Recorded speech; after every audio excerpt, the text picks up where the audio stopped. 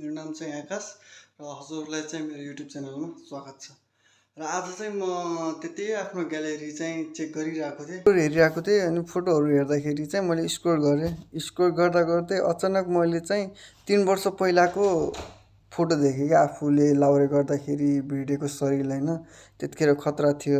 मिररमा गएर हेरेँ होइन, त्यतिखेर र अहिलेकोमा चाहिँ एकदम भास्ट डिफ्रेन्ट होइन। अचम्म पऱ्यो म होइन, अब यसरी हुँदैन, केही आफ्नो शरीरलाई चाहिँ मेन्टेन गर्नुपर्छ भनेर 60 डेज च्यालेन्ज लिन गइरहेको छु। र त्यसमा चाहिँ मैले सिर्फ 3वटा एक्सर्साइज गर्न गइरहेको छु, जो चाहिँ सिर्फ नेचुरल्ली बडी ट्रान्सफर्मेसन हुनेछ मेरो। 60 डेजमा चाहिँ लेस चाहिँ कति आफ्नो बडीमा चाहिँ प्रोग्रेस गर्न सकिन्छ। नम्बर 1मा मेरो चाहिँ एक्सर्साइज रहन गइरहेको छ pushup, 100 pushup each day, 100 body weight squat each day र 100 सेटअप इच डे।